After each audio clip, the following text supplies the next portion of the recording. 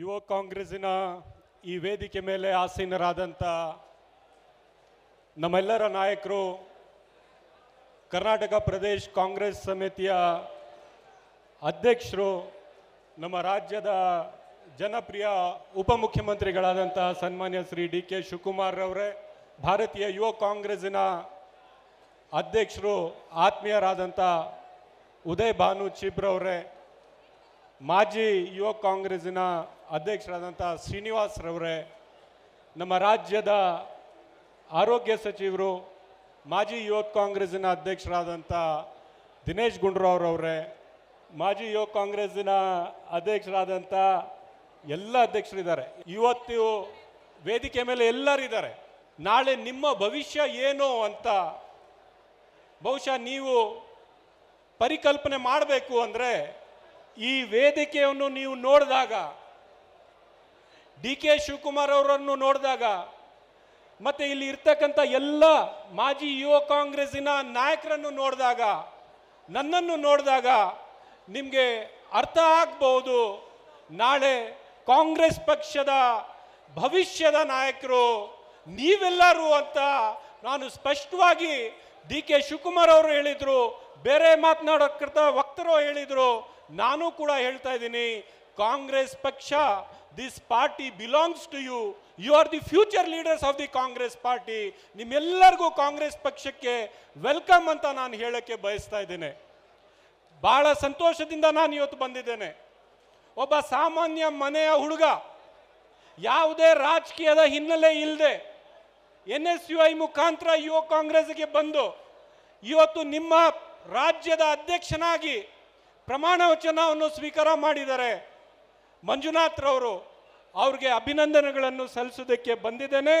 ಮತ್ತೆ ಒಂದು ಮಾತು ಹೇಳಕ್ಕೆ ಬರ್ತಾ ಇದ್ದೇನೆ, ಮಂಜುನಾಥ್ ಅವರೇ, ನೀವು ಒಬ್ಬರು ಇಲ್ಲ, ಈ ರಾಜ್ಯದ ಯುವಕರ ಜೊತೆಗೆ ನಾವೆಲ್ಲರೂ ನಿಮ್ಮ ಜೊತೆಗಿದ್ದೀವಿ ಅಂತ ಆಶ್ವಾಸನೆ ಕೊಡೋದಕ್ಕೆ ಬಂದಿದ್ದೇನೆ.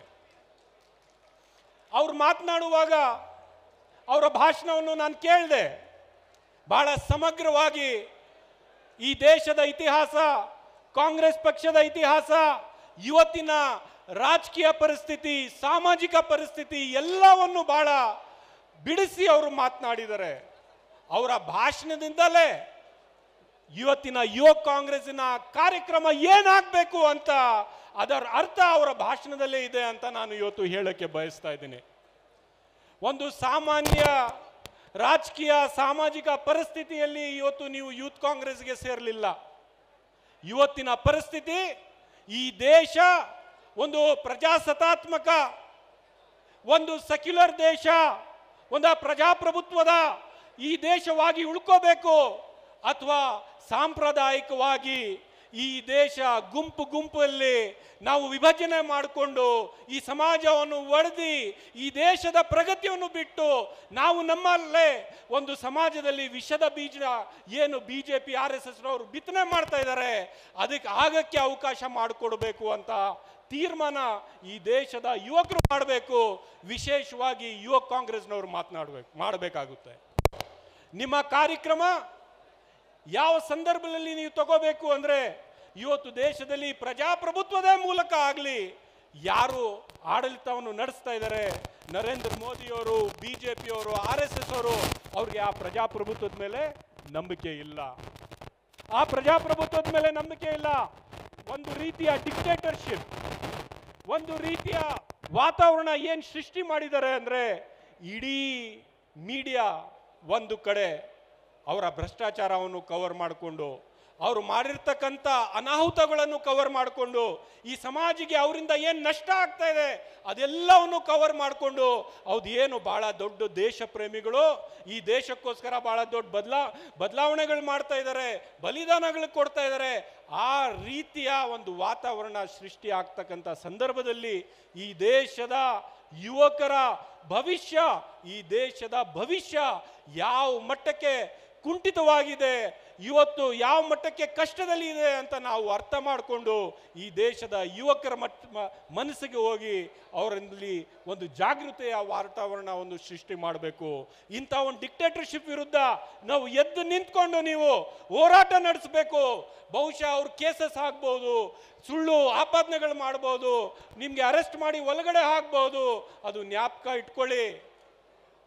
ನಮ್ಮ ಪೂರ್ವಜರು, ಕಾಂಗ್ರೆಸ್ ಪಕ್ಷದ ಪೂರ್ವಜರು ಒಂದು ವೇಳೆ ಹೋರಾಟ ಮಾಡದೇ ಇದ್ದಿದ್ರೆ, ಒಂದು ವೇಳೆ ಈ ಬ್ರಿಟಿಷರ್ಸ್ ವಿರುದ್ಧ ಕೂಗನ್ನು ಕೊಡದೇ ಇದ್ದಿದ್ರೆ, RSS ಅವ್ರ ತರ BJPಯ ಪೂರ್ವಜರ ತರ ಸರೆಂಡರ್ ಆಗಿ ಹೋಗಿದ್ರೆ, ನೀವು ಪಾರ್ಡನ್ ಲೆಟರ್ಗಳನ್ನು ಬರಿತಾ ಇದ್ದಿದ್ರೆ, ಇವತ್ತಿಗೂ ಕೂಡ ಬ್ರಿಟಿಷರ್ಸ್ ಗುಲಾಮಗಿರಿಯಲ್ಲಿ ನಾವು ಬದುಕಬೇಕಾಗಿತ್ತು.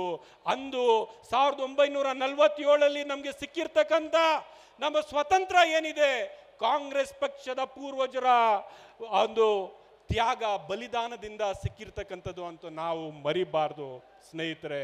ಇವತ್ತು ಹೇಳ್ತಾರೆ ನಮಗೆ ಸ್ವಾತಂತ್ರ್ಯ ಸಿಕ್ಕಿದ್ದು 2014 ಅಂತ BJPಯ ಸಾಂಸದರು ಹೇಳ್ತಾರೆ. ನಾಚಿಕೆ ಆಗಬೇಕು. ಮಾನ ಮರ್ಯಾದೆ ಇಲ್ಲದೆ ನಿಮ್ಮ ಪೂರ್ವಜರಂತೂ ಹೋರಾಟ ನಡೆಸಿಲ್ಲ. ನಮ್ಮ ಬಲಿದಾನದಿಂದ ಯಾವ ಸ್ವಾತಂತ್ರ್ಯ ಸಿಕ್ಕಿದೆ ಅದಕ್ಕೂ ಕೂಡ ನೀವು ಕಡೆಗಣಿಸ್ತಿದ್ದೀರಿ. ಇಂಥ ಸಂದರ್ಭದಲ್ಲಿ ಯೂತ್ ಕಾಂಗ್ರೆಸ್ನವರು ನೀವು ಪ್ರಮಾಣವನ್ನು ತಗೊಂಡಿದ್ದೀರಿ. ಕಾಂಗ್ರೆಸ್ ಪಕ್ಷಕ್ಕೋಸ್ಕರ ಅಲ್ಲ, ಈ ದೇಶಕ್ಕೋಸ್ಕರ ಹೋರಾಟ ಮಾಡಬೇಕು. ಈ ಪ್ರಮಾಣ ನೀವು ಮಾಡಬೇಕಾಗಿದೆ ಅಂತ ನಾನು ಹೇಳ್ತಾ, ಇವತ್ತು DK ಶಿವಕುಮಾರ್ ಅವರು ಈ ಕಾರ್ಯಕ್ರಮವನ್ನು ನಡೆಸಿಕೊಟ್ಟಿದ್ದೀರಿ. ನನಗೂ 15 ವರ್ಷದ ಹಿಂದೆ ನಾನು ಯುವ ಕಾಂಗ್ರೆಸ್ಸಿನ ಅಧ್ಯಕ್ಷನಾಗಿ ಪ್ರಮಾಣವನ್ನು ತಗೊಂಡಾಗ ಇದೇ DK ಶಿವಕುಮಾರ್ ಅವರು ಬಂದು ನನಗೆ ಪ್ರಮಾಣವನ್ನು ಕೊಡಿಸಿದ್ರು. ನಾನು ಇವತ್ತು ಮರೆಯೋಕ್ಕಾಗೋದಿಲ್ಲ. ನಾವು ನಮ್ಮ ಸಮಯದಲ್ಲಿ ಈ ಸಂಘಟನೆ ಒಂದು ವ್ಯಕ್ತಿಗೆ, ಒಂದು ಗುಂಪಿಗೆ ಅಥವಾ ನಮ್ಮ ಸ್ವಾರ್ಥಕ್ಕೆ ಸರೆಂಡರ್ ಮಾಡಿಲ್ಲ. ಇವತ್ತು ನನಗೆ ವಿಶ್ವಾಸ ಇದೆ ನೀವು ಕೂಡ ಸರೆಂಡರ್ ಮಾಡೋದಿಲ್ಲ. ನನಗೆ ವಿಶ್ವಾಸ ಇದೆ ಯೂತ್ ಕಾಂಗ್ರೆಸ್ ಮುಖಾಂತರ ನಾನು ಇವತ್ತು ಶಾಸಕನಾಗಿ ಇವತ್ತು ಬೆಳೆದಿದ್ದೀನಿ, ನಿಂತಿದ್ದೀನಿ ಮಾತನಾಡೋಕ್ಕೂ ಅಂದರೆ ನನಗೆ ರಾಜಕೀಯ ಹಿನ್ನೆಲೆ ಅಲ್ಲ. ಯೂತ್ ಕಾಂಗ್ರೆಸ್ನೇ ನಮ್ಮ ಅಪ್ಪ ಅಮ್ಮ, ಯೂತ್ ಕಾಂಗ್ರೆಸ್ಸೇ ನಮಗೆ ಹಿನ್ನೆಲೆ. ಯೂತ್ ಕಾಂಗ್ರೆಸ್ಸಿನ ಮುಖಾಂತರನೇ ನಾವು ಇವತ್ತು ಬೆಳೆದಿರ್ತಕ್ಕಂಥದ್ದು. ಇವತ್ತು ರಾಜ್ಯದ ಒಬ್ಬ ಉಪಮುಖ್ಯಮಂತ್ರಿಯಾಗಿ DK ಶಿವಕುಮಾರ್ ಅವರು ನಮ್ಮ ಭವಿಷ್ಯದ ನಾಯಕರಾಗಿ ಇಲ್ಲಿ ಕೂತಿದ್ರೆ ಹೌದು ಯೂತ್ ಕಾಂಗ್ರೆಸ್ ಮುಖಾಂತರನೇ ಕೂತಿರೋದು. ಅದಕ್ಕೆ ಇಲ್ಲೇ ಯಾರ್ಯಾರು ಯೂತ್ ಕಾಂಗ್ರೆಸ್ಸಿನ ಅಧ್ಯಕ್ಷರಿದ್ದಾರೆ ಎಲ್ಲರೂ ಕೂಡ ಅವರೇ ಸಾಕ್ಷಿಯಾಗಿ ಕೂತಿದ್ದಾರೆ. ದಿನೇಶ್ ಗುಂಡೂರಾವ್ ಅವರು ಕೂತಿದ್ದಾರೆ, ನಮ್ಮ ಆರೋಗ್ಯ ಸಚಿವರು, ಅವರು ಕೂಡ ಸಾಕ್ಷಿ, ಅವರೇ ಕೂಡ ಒಂದು ಉದಾಹರಣೆ. ನಾನು ಇಷ್ಟೇ ಹೇಳಕ್ಕೆ ಬಯಸ್ತಾ ಇದ್ದೀನಿ, ಒಂದು ದೊಡ್ಡ ಅವಕಾಶ ಇದೆ ನಿಮಗೆ. ಯೂತ್ ಕಾಂಗ್ರೆಸ್ ಒಂದು ಪೊಸಿಷನ್ ಸಿಕ್ಕಿದೆ ಅಂದರೆ ನೀವು ಲೀಡರ್ ಆಗೋದಿಲ್ಲ. ಆ ಪೊಸಿಷನನ್ನು ನೀವು ಹೇಗೆ ಬಳಕೆ ಮಾಡಿಕೊಂಡು ಸದುಪಯೋಗ ಮಾಡಿಕೊಂಡು ಸಂಘಟನೆ ಮಾಡ್ತೀರಿ, ಅದೇ ನಿಮಗೆ ಕೆಲಸಕ್ಕೆ ಬರೋದು. ನೀವು ಎಲ್ಲೋ ಬಾಗಲಕೋಟಲ್ಲಿ, ಬಿಜಾಪುರಲ್ಲಿ, ಗುಲ್ಬರ್ಗಲ್ಲಿ ಸಂಘಟನೆ ಮಾಡ್ತಾ ಇದ್ರೆ ಯಾರಿಗೆ ಗೊತ್ತಾಗುತ್ತಪ್ಪ ಅಂತ ನೀವು ತಿಳ್ಕೊಂಡಿರ್ಬೋದು. But the word travels very fast. ನೀವು ಅಲ್ಲಿ ಸಂಘಟನೆ ಮಾಡ್ತಾ ಇದ್ದಾರೆ ಒಬ್ಬ ಒಳ್ಳೆ ಸಂಘಟನೆಗಾರ ಅಂದರೆ ನಮ್ಮೆಲ್ಲರ ಕಿವಿಗೆ ಆ ಮಾತನ್ನು ನಮ್ಮ ಕಿವಿಗೆ ಬಂದೇ ಬರುತ್ತೆ. ನಿಮಗೆ ಒಳ್ಳೆ ಭವಿಷ್ಯ ಇದೆ, ಒಂದು ದೊಡ್ಡ ಜವಾಬ್ದಾರಿ ಇದೆ, ನೀವು ನಿಭಾಯಿಸ್ತೀರಿ. ನಮ್ಮ ಮಂಜುಗೌಡರವರ ನಾಯಕತ್ವದಲ್ಲಿ ಈ ಜವಾಬ್ದಾರಿಯನ್ನು ನೀವು ನಿಭಾಯಿಸ್ತೀರಿ ಅಂತ ನನಗೆ ವಿಶ್ವಾಸದಿಂದ ನನ್ನ ಮಾತನ್ನು ಮುಗಿಸ್ತೇನೆ. ಜೈ ಹಿಂದ್, ಜೈ ಕರ್ನಾಟಕ.